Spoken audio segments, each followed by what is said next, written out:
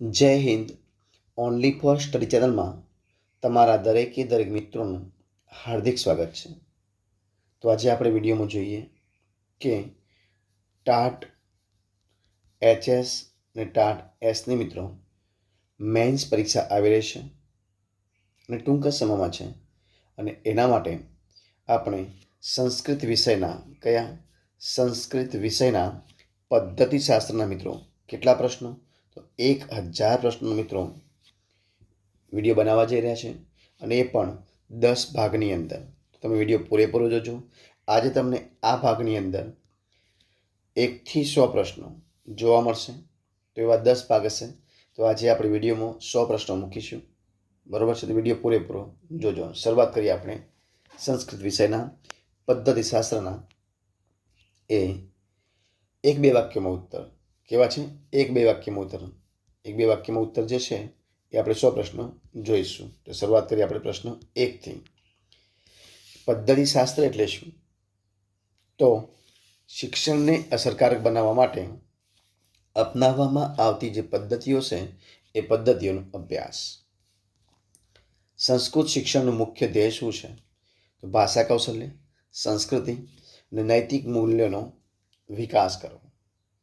શિક્ષણનો અર્થ શું છે? તો વ્યક્તિના સર્વાંગી વિકાસની સતત જે પ્રક્રિયા છે એનો અર્થ છે. અધ્યાપન એટલે શું? તો શિક્ષક દ્વારા આયોજનપૂર્વક જ્ઞાન આપવાની જે પ્રક્રિયા છે એ જેને અધ્યાપન કહેવાય. અધિગમ એટલે શું? તો અનુભવ અને અભ્યાસ દ્વારા વર્તનમાં થતો કાયમી સાપેક્ષ ફેરફાર છે એને અધિગમ કહેવાય. શું કહેવાય છે? અનુભવ એટલે અભ્યાસ દ્વારા વર્તનમાં થતો સ્થાયી ફેરફાર. પાઠ આયોજન કોને કહેવાય? તો પાઠ ભણાવવા માટેનું પૂર્વ આયોજન છે. આ બધા પ્રશ્નોના જવાબો છે એ ટૂંકમાં છે. એકમ આયોજન એટલે શું?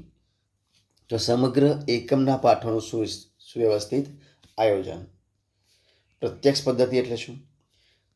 માતૃભાષાનો ઉપયોગ કર્યા વગર સંસ્કૃત દ્વારા જ સંસ્કૃત ભણાવવાની જે પદ્ધતિ છે એને પ્રત્યક્ષ પદ્ધતિ કહી શકાય. વ્યાકરણ અનુવાદ પદ્ધતિ એટલે શું? તો વ્યાકરણ અને અનુવાદના આધારે ભાષા શિક્ષણ આપવાની પદ્ધતિ. શિક્ષણના હેતુ શું છે? તો જ્ઞાન, કૌશલ્ય, મૂલ્યો અને વ્યક્તિત્વનો વિકાસ કરવો. સંસ્કૃત શિક્ષકનો પ્રથમ ગુણ કયો છે? તો વિષયનું ઊંડું જ્ઞાન એ સંસ્કૃત શિક્ષકનો પ્રથમ ગુણ છે. શિક્ષણ સહાયક સાધનનું મહત્વ શું છે? તો શિક્ષણને સરળ, રસપ્રદ અને અસરકારક બનાવવામાં આવે છે. બ્લેકબોર્ડ એટલે શું? એનું મહત્વ શું છે? તો મુદ્દાઓ સ્પષ્ટ રીતે સમજાવવામાં મદદરૂપ થાય છે. મૂલ્યાંકન એટલે શું? તો વિદ્યાર્થીની પ્રગતિનું માપન અને તેનું નિદાન કરવું એટલે મૂલ્યાંકન. નિદાનાત્મક મૂલ્યાંકન એટલે શું? તો વિદ્યાર્થીની મુશ્કેલીઓ શોધવા માટેનું મૂલ્યાંકન. રચનાત્મક મૂલ્યાંકન એટલે શું? તો અભ્યાસ દરમિયાન સતત થતું મૂલ્યાંકન જે રચનાત્મક મૂલ્યાંકન કહી શકાય. સમાપન એટલે શું? સમાપન મૂલ્યાંકન કોને કહેવાય? તો અભ્યાસક્રમના અંતે થતું મૂલ્યાંકન. પ્રેરણા એટલે શું? તો શીખવા માટેની આંતરિક અથવા તો બાહ્ય પ્રેરક શક્તિ. અભ્યાસક્રમ એટલે શું? તો નિર્ધારિત વિષયવસ્તુ અને શૈક્ષણિક અનુભવોનો સમૂહ જેને અભ્યાસક્રમ કહી શકાય. પાઠ્યપુસ્તકનું મહત્વ શું છે? તો શિક્ષણનું મુખ્ય માર્ગદર્શક સાધન છે પાઠ્યપુસ્તક, એનું મહત્વ છે. શિક્ષણના મુખ્ય ઘટકો કયા કયા છે? શિક્ષક, વિદ્યાર્થી, અભ્યાસક્રમ અને શિક્ષણ પદ્ધતિ આ એના મુખ્ય ઘટકો છે.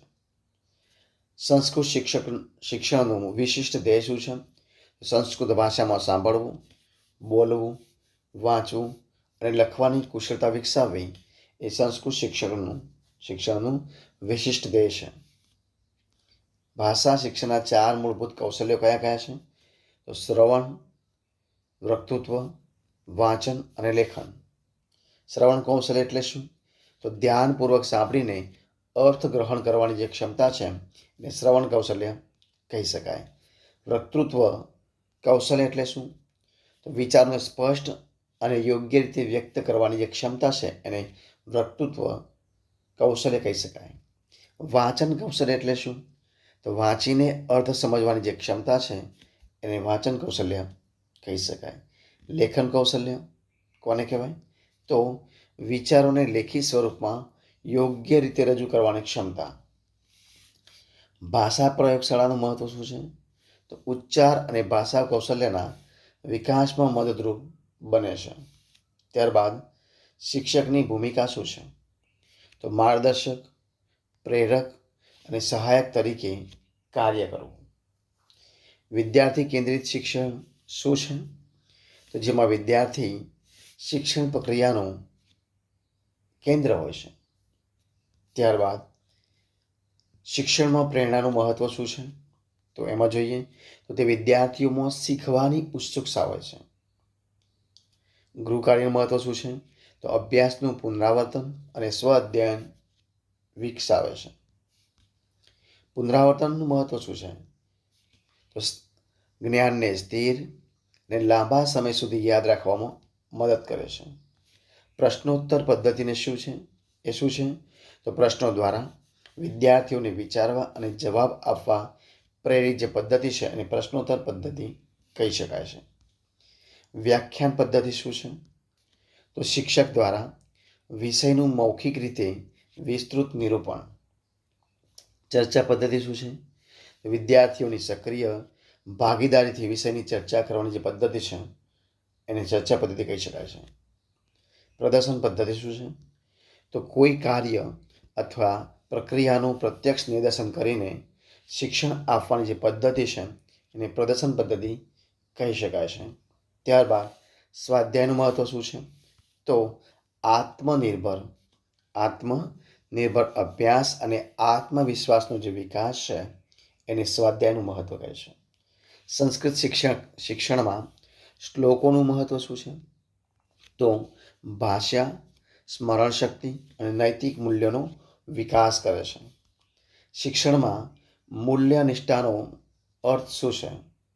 તો વિદ્યાર્થીઓમાં સદાચાર, શિસ્ત અને માનવીય મૂલ્યોનો વિકાસ કરવો. સંસ્કૃત ભાષાનું મહત્વ શું છે? સંસ્કૃત ભારતની પ્રાચીન, વૈજ્ઞાનિક અને સમૃદ્ધ સાંસ્કૃતિક વારસાની ભાષા છે.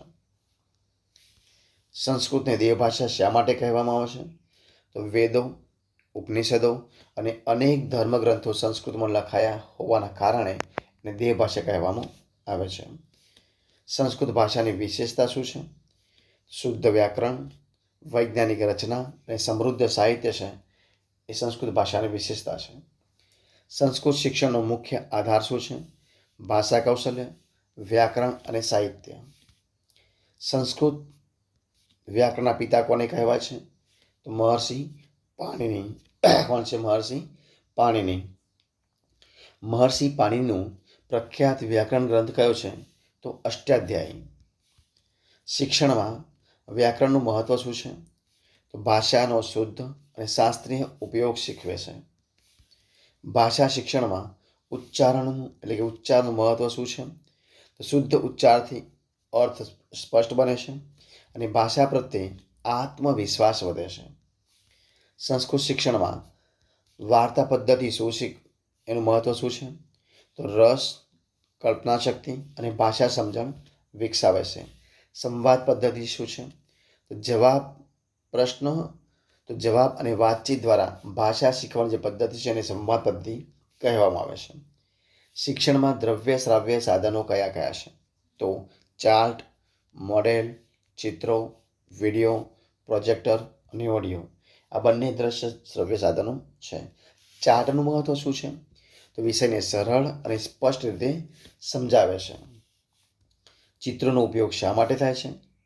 વિદ્યાર્થીઓમાં રસ જગાડવા અને સમજ વધારવા માટે. શૈક્ષણિક પ્રવાસનું મહત્વ શું છે? તો અનુભવ આધારિત શિક્ષણ પ્રાપ્ત કરી શકાય છે. શિક્ષણમાં આઈસીટીનો અર્થ શું થાય છે? તો માહિતી અને સંચાર ટેકનોલોજીનો શિક્ષણમાં ઉપયોગ કરવો એનો અર્થ છે. સ્માર્ટ ક્લાસરૂમના લાભ શું છે? શિક્ષણ વધુ રસપ્રદ, જીવંત અને અસરકારક બને છે. સંસ્કૃત શિક્ષણમાં કોમ્પ્યુટરનું મહત્વ શું છે? તો ડિજિટલ સામગ્રી, પ્રેઝન્ટેશન અને ઈ લર્નિંગમાં મદદરૂપ બને છે. શિક્ષકમાં સમય પાલનનું મહત્વ શું છે? તો શિસ્ત અને જવાબદારીનો વિકાસ થાય છે. શિક્ષણમાં શિસ્તનું મહત્વ શું છે? તો સુવ્યવસ્થિત અને અસરકારક શિક્ષણ માટે જરૂરી છે. આદર્શ સંસ્કૃત શિક્ષકની મુખ્ય ઓળખ શું છે? તો જેનો વિષય છે એની મુખ્ય ઓળખ છે. બ્લૂમના શૈક્ષણિક હેતુઓના કેટલા ક્ષેત્રો છે? તો 3 છે. કેટલા છે? 3 છે. કયા કયા? તો જ્ઞાનાત્મક, ભાવાત્મક અને ક્રિયાત્મક. એના પછી જ્ઞાનાત્મક ક્ષેત્ર એટલે શું? તો જ્ઞાન, સમજ, વિચારશક્તિ અને સમસ્યા ઉકેલવાની ક્ષમતાનો વિકાસ કરતું ક્ષેત્ર એટલે જ્ઞાનાત્મક ક્ષેત્ર. ભાવાત્મક ક્ષેત્ર એટલે શું? તો મૂલ્યો, અભિગમો, રસ અને લાગણીઓનો વિકાસ સાથે સંબંધિત ક્ષેત્ર. ક્રિયાત્મક ક્ષેત્ર એટલે શું? તો શારીરિક કૌશલ્ય અને કાર્યકુશળતાના વિકાસ સંબંધિત ક્ષેત્ર. એનસીએફનું પૂરું નામ શું છે? તો એનસીએફનું પૂરું નામ છે નેશનલ કરિક્યુલમ ફ્રેમવર્ક, એટલે કે રાષ્ટ્રીય અભ્યાસક્રમ રૂપરેખા. એના પછી આપણે જોઈએ કે એનઈપી 2020નું પૂરું નામ શું છે? તો નેશનલ એજ્યુકેશન પોલિસી 2020, મતલબ રાષ્ટ્રીય શિક્ષણ નીતિ 2020. એનઈપી 2020નો મુખ્ય હેતુ શું છે? તો ગુણવત્તાયુક્ત, સર્વસમાવેશક અને કૌશલ્ય આધારિત શિક્ષણ આપવું એનો મુખ્ય હેતુ છે. એનઈપી 2020માં માતૃભાષા પર શા માટે ભાર મૂકવામાં આવે છે? વિદ્યાર્થીઓ સરળતાથી અને અસરકારક રીતે શીખી શકે છે. સંસ્કૃતને એનઈપી 2020માં શું સ્થાન આપવામાં આવ્યું છે? તો ભારતીય જ્ઞાન પરંપરાની મહત્વપૂર્ણ ભાષા તરીકે પ્રોત્સાહન આપવામાં આવ્યું છે. ત્યારબાદ શિક્ષણમાં બાળ કેન્દ્રિત અભિગમ શું છે? તો એ કોને કહી શકાય? તો જેમાં શિક્ષણનું કેન્દ્ર વિદ્યાર્થી હોય છે. શિક્ષક કેન્દ્રિત શિક્ષણ શું છે? તો જેમાં શિક્ષક મુખ્ય ભૂમિકા ભજવે છે અને જ્ઞાનનું પ્રદાન કરતો હોય છે. પ્રવૃત્તિ આધારિત શિક્ષણ શું છે? વિવિધ પ્રવૃત્તિઓ દ્વારા શીખવવાની જે પદ્ધતિ છે એને પ્રવૃત્તિ આધારિત શિક્ષણ કહી શકાય છે. અનુભવ આધારિત શિક્ષણ એટલે શું? તો પોતાના અનુભવ દ્વારા જ્ઞાન પ્રાપ્ત કરવાની પ્રક્રિયા. સહકારી અધ્યયન એટલે શું? વિદ્યાર્થીઓમાં સમૂહમાં મળીને શીખે તે પદ્ધતિ. રચનાવાદ શું છે?